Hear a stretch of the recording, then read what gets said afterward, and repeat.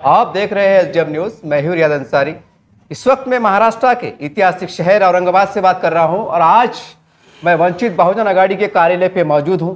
आप सबको पता है जावेद खुरेशी साहब असेंबली हल्का इंतखाब सेंट्रल हल्के से चुनाव लड़ रहे हैं। जैसे जैसे दिन गुजर रहे हैं हर पल हर लम्हा एक जोश खरोश का माहौल जा रहा है, एक सख्त मुकाबला आ रही भी देखी जा रही है। चलिए शहर का माहौल क्या है, चुनावी माहौल क्या है, साहब गली गली जा रहे हैं, मुलाकात कर रहे हैं, इनका अपना क्या कहना है बात करना चाहेंगे। सर हमारे चैनल में आपका खैर मकदम है। सर जब से चुनाव हुआ है एक मुकाबला दिन में टफ होते जा रहा है, कैसा देखते हैं आप इस इलेक्शन को?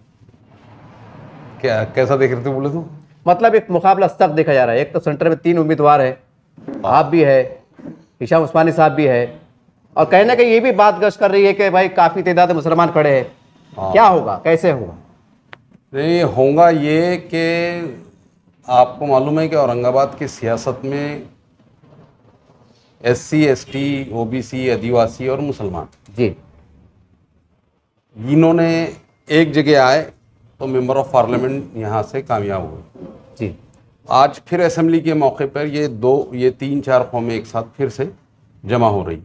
इसका मतलब रिज़ल्ट जो है असेंबली का उनके हक़ में जाएगा जिनके पास सारे समाजों की तायद मौजूद।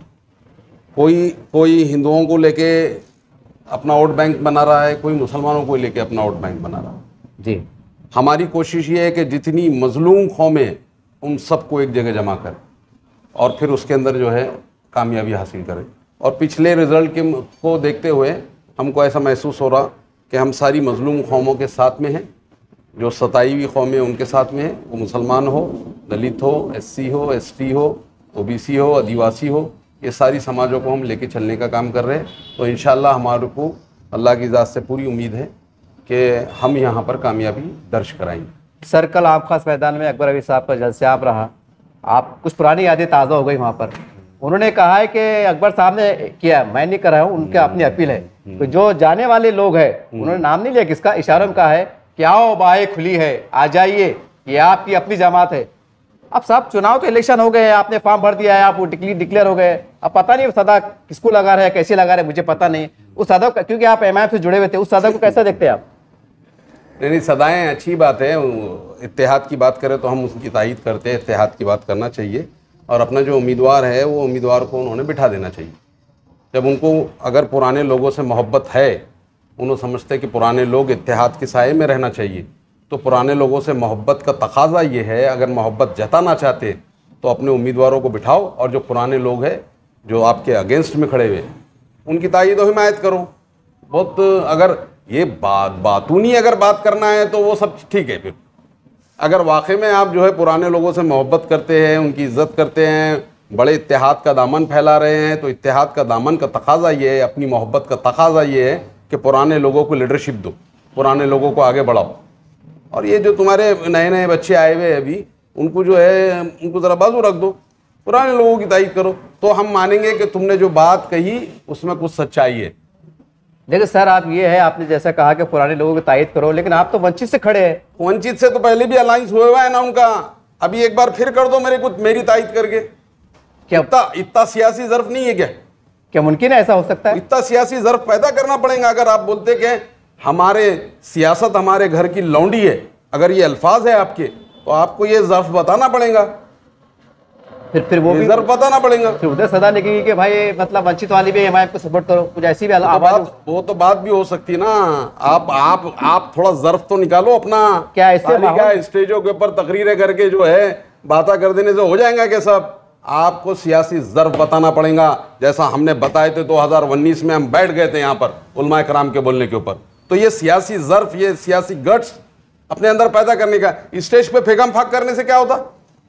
सर ये तो ब्रेकिंग न्यूज है कि बिल्कुल ब्रेकिंग न्यूज है। बिल्कुल अगर डिक्लेयर हो चुके उम्मीदवार उस वक्त भी अगर बातचीत हो सकती है बोलो तो बहुत हैरान बोलना लगाओ। क्या अपना सियासी ज़र्फ बताओ बोलो उनको। क्या महाराष्ट्र में ऐसा हुआ सर? सियासी क्यों नहीं हो सकता, बहुत बार हुआ ऐसा। ये आधा हमारे मरहूम दोस्त अजीम इनकलाब साहब ने अफसर खान के हक में जो है नहीं हुए थे विड्रॉ पिछले इलेक्शन में पार्लियामेंट के जी, तो अब क्यों नहीं हो सकता? तो उसके लिए ना सियासी गट्स की ज़रूरत है, सियासी ज़र्फ की ज़रूरत है। ये अगर अपने अंदर होंगे तो बात करेंगे। स्टेज पे खड़े रह के कुछ भी फेंकम फाक करने से थोड़ी मसले हल होते। सर, महायुति ने मुसलमानों को ज़्यादा टिकट नहीं बल्कि दी नहीं है, और महाविकास आघाड़ी ने बराए नाम नमक से भी कम में तादाद में टिकट दिया है मुसलमानों को। लेकिन प्रकाश अंबेडकर साहब ने बड़ी तादाद में 20 के आसपास टिकट दिया है। ऐसी अफवाहें गश्त कर रही है, आप पे इल्जामात लग रहे हैं कि भाई मुसलमानों के वोट बैंक को तोड़ने के लिए, इंतजार फैलाने के लिए वंचित बहुजन आघाड़ी ने बड़ी संख्या में मुसलमानों को टिकट देने का काम किया है। वंचित बहुजन आघाड़ी मुसलमानों को वोट दे रही है। कैसे सर? कैसा वोट दिए? पार्लियामेंट में कैसा दी? मतलब दलितों के वोट बात कर रहे दलितों के वोट किसको दी? किसको मिले? ये इनको मिले। और अभी आज भी जो है, आज भी हम दावा कर रहे हैं जितने मुसलमान उम्मीदवार खड़े हुए, वंचित बहुजन आघाड़ी का वोट मुसलमानों के साथ खड़ा हुआ है। मुसलमानों ने उनको वोट देना चाहिए। यानी 100% दलितों को वोट जा रहा है आपके तरफ? 100%। क्या बात है, साबित हुए औरंगाबाद की सियासत में ये साबित हो चुका।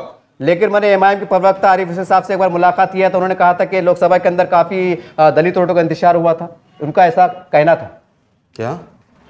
एमआईएम के प्रवक्ता आरिफ हुसैन साहब से मैंने एक इंटरव्यू कवर किया था, उन्होंने कहा था कि लोकसभा के अंदर जो है तो इनका दलित वोटों का इंतजार हुआ था।